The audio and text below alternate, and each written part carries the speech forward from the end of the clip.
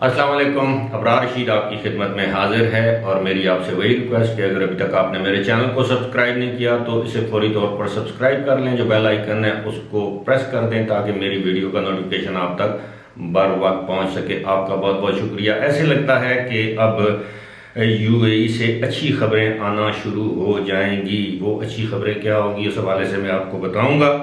और लेकिन असल सूरत हाल ये है कि अच्छी खबरें तो ज़रूर आएंगी और इसके ऐलानात किए गए हैं यूएई के कौमी दिन के मौके पर जो गुज़श्ता रोज़ मनाया गया। इस मौके पर आपको मालूम है कि यूएई के जो सदर हैं शेख खलीफा, यूएई के जो वज़ीर आज़म हैं शेख मोहम्मद बिन राशिद, यूएई की ख़ास तौर पर जो डिप्टी कमांडर हैं, और जो अबू धाबी के क्राउन प्रिंस या वली अहद हैं शेख मोहम्मद बिन जायद, जिनको MBZ भी कहते हैं, इन तीनों अफराद ने कुछ इस तरह के ऐलानात भी किए हैं जिससे ये ज़ाहिर होता है कि अब यूएई की तकदीर दोबारा बदलने वाली है या बदलने की कोशिश की जा रही है।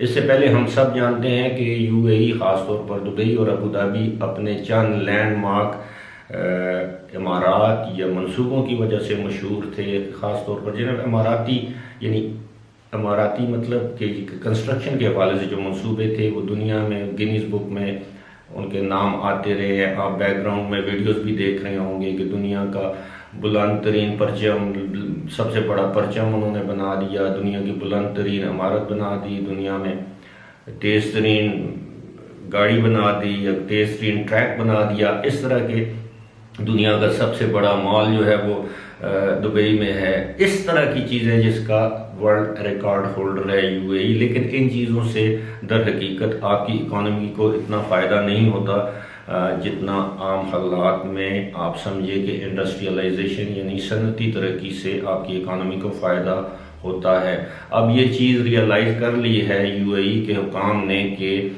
सिर्फ तेल और सिर्फ इमारतों पर इन्हिसार नहीं किया जा सकता, बल्कि जब तक हम सनती तरक्की नहीं करेंगे और वैल्यू एडेड सर्विसेज ऐड नहीं करेंगे, जब तक उन चीज़ों को एक्सपोर्ट नहीं करेंगे, खुराक में खुद कफील नहीं होंगे, उस वक्त तक सही मानों में या हकीकी मानों में तरक्की करना मुमकिन नहीं है। अब इस चीज़ का एहसास करते हुए अब वहाँ पर सनती बस्तियाँ तो पहले भी कायम हैं, अब सनती तरक्की पर मज़ीद ज़ोर दिया जा रहा है। और इस हवाले से मैं आपको ये भी बताऊँ कि स्पेस टेक्नोलॉजी में भी काफ़ी तरक्की की गई है। गुज़श्ता रोज़ ही ईगल आई 2 एक स्पेस शटल यानी खला में एक मिशन भेजा गया है जो कि इस साल भेजा जाने वाला दूसरा मिशन है। और इसका मकसद बताया गया ये सिविल पर्पसेस के लिए और मुल्क की सलामती के लिए ये स्पेस जो शटल है ये खला में भिजवाई गई, जो कि फ्रेंच गायाना जिसे कहते हैं वहाँ की एक लॉन्चिंग पैड से ये शटल ईगल आई 2 रवाना की गई और इसको यूएई के कौमी दिन के मौके पर लॉन्च किया गया, जो कि एक अच्छी बात है।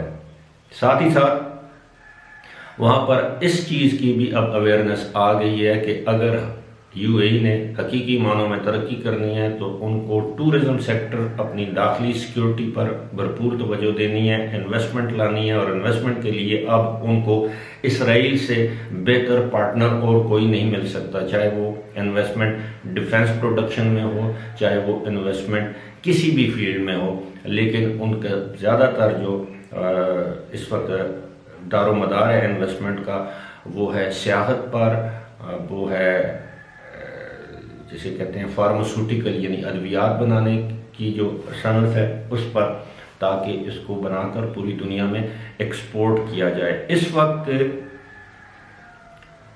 ये कहा जा रहा है कि आइंदा 50 साल के अंदर यानी 2071 तक यानी 2071 तक, पता नहीं उस वक्त तक कौन जिंदा है कौन नहीं, लेकिन 2071 तक यूएई दुनिया के तरक्की याफ्ता तरीन ममालिक में से पाँच ममालिक में से एक होगा।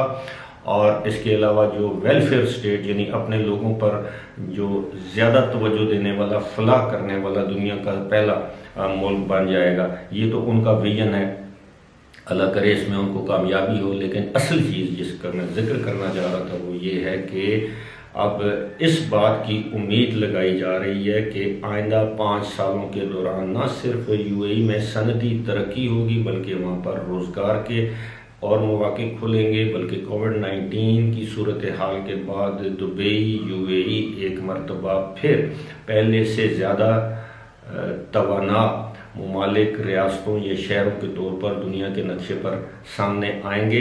लेकिन ये सब बातें हैं मुस्तकबिल की। फ़िलहाल सूरत हाल ये है कि वहाँ पर कारोबार के जो हालात हैं वो इतने अच्छे नहीं हैं। यही वजह है कि आए रोज़ हुकूमत को बड़े इदारों में माली मदद देना पड़ती है। मिसाल के तौर पर एमिरेट्स एयरलाइन की मिसाल हमारे सामने है।